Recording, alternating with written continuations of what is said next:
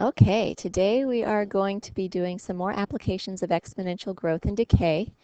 Remember to take really good notes because, of course, it will help you with your learning and understanding, and also because you have your notes lesson quiz that we'll do during class, and you want to make sure you have what you need to do well on that quiz.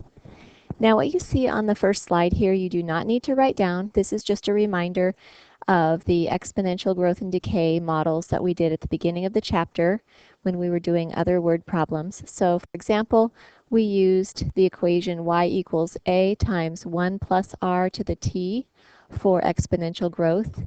And an example of that is find the final hourly wage if a $13 starting wage is increased 4% each year for 10 years.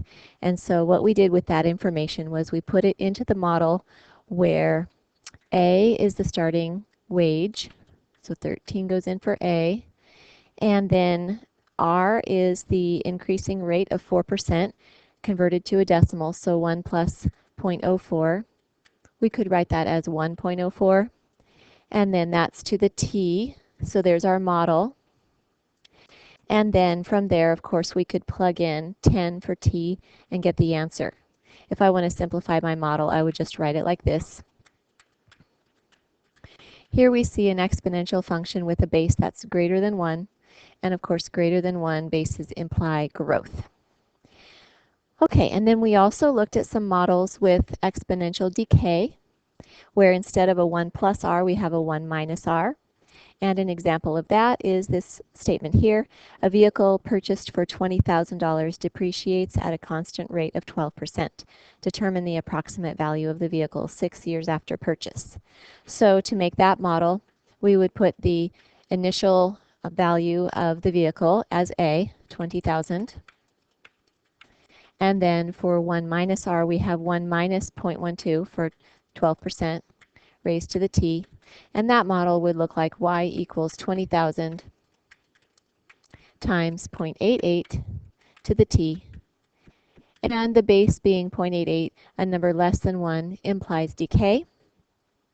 And then we would use that model to solve the problem by putting 6 in for time. So that's just a reminder of what we've done before. And what we're going to do today, more growth and decay applications that all use the following model, y equals y naught e to the kt. So go ahead and start your notes now. My plan is just to have one long video today rather than a series of videos. And after describing the parts of this equation, we'll go ahead and work through 3 examples. So figure out what notes number you're on, and you can copy down this equation, and then we'll talk about what the parts are. So just like the previous equations we were looking at, you have a final amount, y. So that would be the final amount of whatever you're working with, some substance or some population. You can also call that the amount at time t.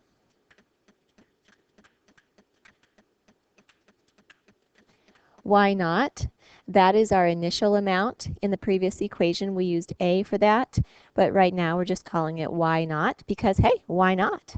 Y naught is this Y sub 0. Naught is N-A-U-G-H-T, which basically means nothing. So when I say Y naught, I mean the Y value at time 0. That's the initial amount.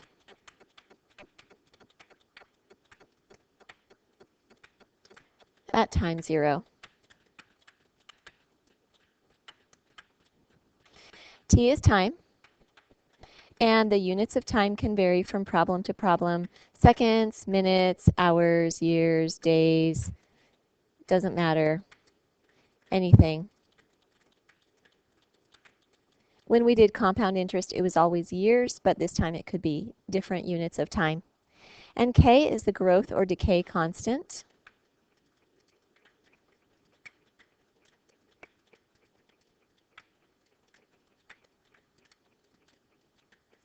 If K is a positive number, it will be growth.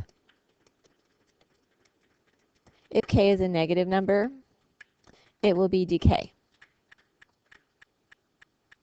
Okay, so let's go ahead and work through our examples, and remember, be sure to write down the problems as well as working through the steps to solve them so that your notes are thorough and useful and so that you're prepared for the quiz.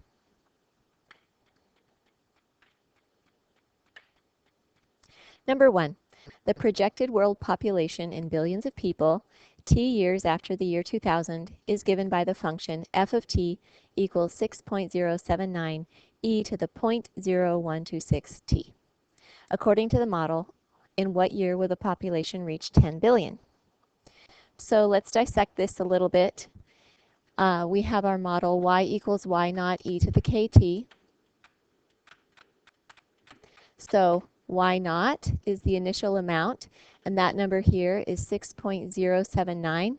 So 6.079 is the initial population at time 0.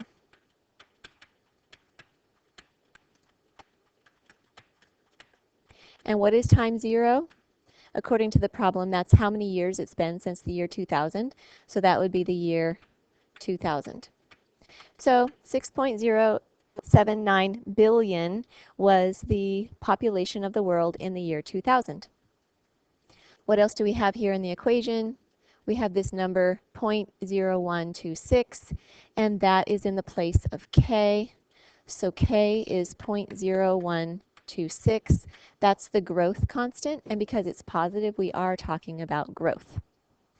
And what we're doing in this problem is we're finding the final amount, we're finding the time to reach a final amount of 10 billion. So let's plug in 10 for 10 billion in for the final amount, f of t, and we're going to solve for t, time. Okay, so yesterday we solved equations like this where we had to solve for the variable and the exponent. So we're solving an exponential equation, and when you're solving an exponential equation, you use logarithms. We're not ready for logarithms until we have divided both sides by 6.079 because we have to get the exponential part by itself. Now what I would do is I would just leave the fraction here as it is. I would not worry about simplifying that or plugging it in the calculator. It doesn't look pretty, but we'll just leave it like that for now. Now we're ready to take the log of both sides, and since we're using the natural base e, let's take the natural log of both sides. Natural log of the left. And what's going to happen when we take the natural log of the right is that it will cancel with the e, leaving us with just 0.0126t. Okay, so the last thing there is to do is divide both sides by 0.0126 to get t by itself. So we have natural log of 10 divided by 6.079 over 0.0126. Now, I would not use the calculator until this point. You don't want to use the calculator, approximate, and then do more with it, and approximate, and then potentially do more with it. That's just going to throw your answer off a bit. So just wait until this point, and now you put it in the calculator, and you get approximately 39.5. That would be the number of years after the year 2000 when it reaches 10 billion, the population reaches 10 billion. So let's call that the year 2039. So in the year 2039, the population will reach 10 billion. I wonder if that will really happen. Will it happen sooner? Or will it never happen? I don't know. Do we have the resources to sustain 10 billion people? What's the population now? So many questions. Okay, let's move on to the next example. Problem number 2. A certain bacteria population grows according to the model y equals y naught e to the kt. At time 0, there were 2 million bacteria, and at time 5, there were 12 million bacteria. Find the amount of time it takes for the bacteria population to double. You can't necessarily tell when you read the problem, but this is really a two-part problem. In order to find the time it takes for the bacteria population to double, we need to know the value of K. We don't yet know the value of K, so we have to find it. So the first part of the problem is find K. Once that's done and you plug that into the model, then you can actually solve the problem. And the way you find K is you use the given information. So we know that if we started with 2 million bacteria and ended with 12 million bacteria, that would take 5 units of time. I don't think we're told here what the unit of time is, so just 5 units of time. So I'm going to plug those numbers in. 12 for 12 million is the final amount. 2 for 2 million is the initial amount. And then we have e to the k is still k. We're trying to figure that out. And the time that has elapsed is 5, so e to the 5k. Let's solve this equation for k. Divide both sides by 2. Take the natural log of both sides. And divide both sides by 5. All right. Now that is the exact value of k. I would leave it like that, or if I'm going to put it in my calculator, I'm going to store it so that I don't have to round and use a rounded number, which will throw off my accuracy. So let me just teach you how to store. So grab your calculator. Okay, so I need to type in natural log of 6 over 5.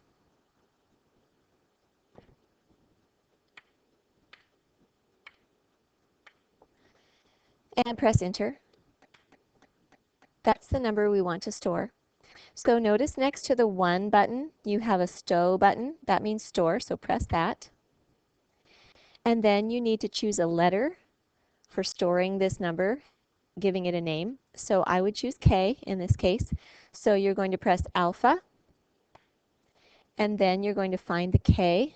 They're in alphabetical order, so here's the K right above the parentheses. And then you press enter. It repeats the number telling you what it just stored. So if I needed to use that number to do other things with it, for example, let's say I was going to multiply it by 2, I would just type 2 and then alpha K, enter, and there's the number, or whatever else you're going to do with it. So we'll come back to that in a minute. Okay, so if you feel like it, you could write down the approximate value of K. It was approximately 0.358. But make sure you don't use that rounded off number. We're going to use the stored number or the exact number. Okay, so we did part 1, which is to find K, and now we can go back and solve the problem. Find the amount of time it takes for the bacteria population to double. So if it's going to double, maybe it's going from 2 million to 4 million, or is it going from 12 million to 24 million? Is it going from 1 million to 2 million? We could choose any of those. It's not going to matter as long as you're doubling. It's all going to work out the same. So suppose I decide that it's going from 1 million to 2 million. So the final amount is 2 million. That goes in for Y. The initial amount is 1 million. That goes in for Y naught. And then we have E. And then we have our K value. Now I'm going to writing that natural log 6 over 5 number in here by just writing it as K. We know K. Eventually we're going to use K. I'm just going to call it K for the time being. And we're solving for the time. Find the amount of time it takes. Okay, divide both sides of the equation by 1. Take the natural log of both sides. And we're solving for time, so we need to divide both sides of the equation by K.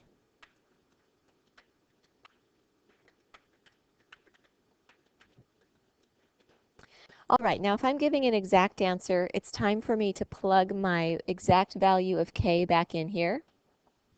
So that's going to look like natural log of 2 divided by a fraction, natural log of 6 over 5. And you know that dividing by a fraction is the same as multiplying by its reciprocal. So I could write that as multiplying by the reciprocal of the bottom, we're going to have the 5 on the top, multiplied by the natural log 2 that's already there, and divided by the natural log 6. Because dividing by natural log 6 over 5 is the same as multiplying by its reciprocal.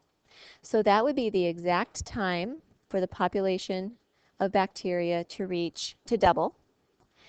And if you're wanting the approximate time, which kind of makes sense in this context, like you kind of want to know how much time that is, that number that we're staring at right now doesn't really tell us much. We can go back to the calculator. Let's use our stored number.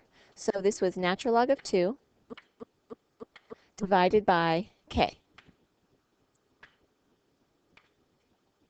1.93 units of time, whatever they were. If you didn't store the number, then you can just type in our exact answer, which was 5 times natural log of 2 divided by natural log of 6. Either way, you get the same thing. 1.93 units of time. Okay, T is approximately 1.93 units of time for the bacteria population to double. Whether it's going from 1 million to 2 million, 12 million to 24 million, whatever it is, it's going to take the same amount of time to double with these growth constraints. Okay, let's take a look at the third example.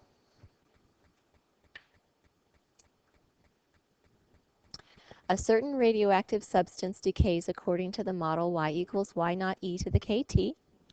There were initially 800 grams of substance present, and 2.5 years later there were 400 grams.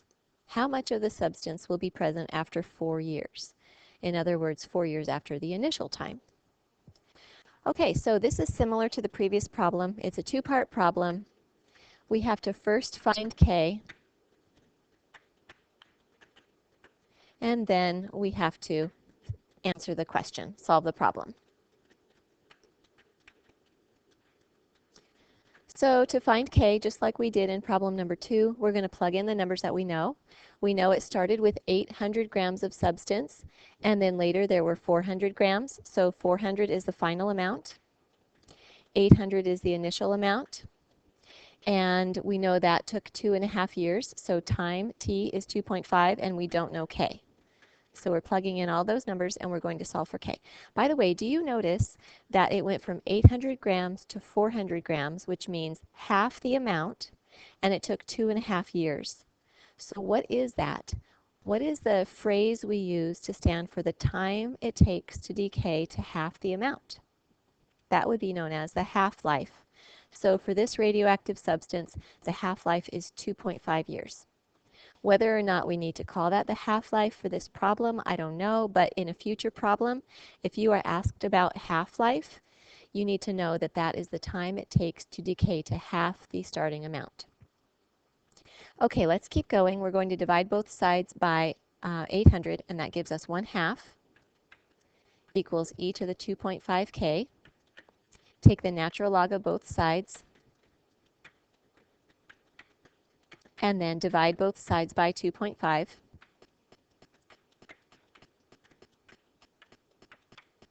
And that is our K. That is our exact K. We need that exact number to do the second part of the problem. But again, if you want to store that in your calculator and then use the stored number later, that's fine.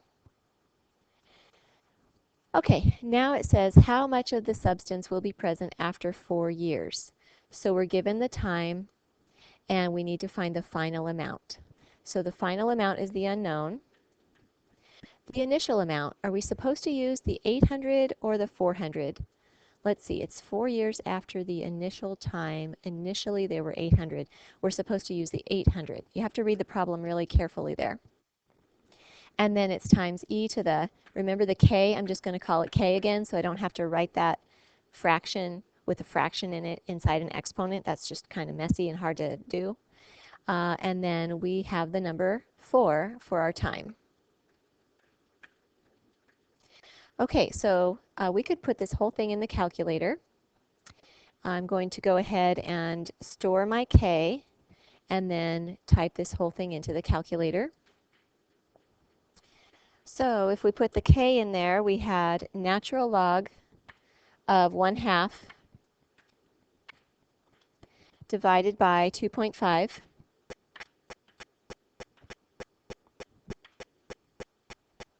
Notice that that is a negative k, and a negative k means what? A negative k means decay, so that makes sense for this problem. Okay, let's store that. So we press store, alpha, k, enter. And now what we're going to do is 800 times e to the k times 4. Notice that the way my calculator works is that the k and the 4 are both in the exponent, but if you have a different calculator, you might need to put parentheses around your k times 4 just to make sure that they're both in the exponent. And we get 263.9, depending on how you want to round, to 63.90 if you're rounding to the nearest hundredth. For our answer, how much of the substance will be present after 4 years. So y is approximately 263.90. And what kind of units are we looking at here? Looks like grams. Okay. Now, before we leave this problem, we could think about the reasonableness of our answer because of the whole half-life idea. So we know it takes 2.5 years for this substance to decay to half the amount. It went from 800 grams to 400 grams in 2.5 hours. So it's going to go from 400 grams to 200 grams in another 2.5 hours. That would be 5 hours altogether. So what would it do in 4 hours? Well, it wouldn't quite make it to another halving, however you want to say that. It wouldn't quite make it to 200 because we haven't had the full 5 hours yet. So in 4 hours, look at that, it's a little bit above 200. That kind of makes sense, in my opinion. Okay, there we go. We made it through 3 examples of exponential growth and decay using y equals y naught e to the kt as our model.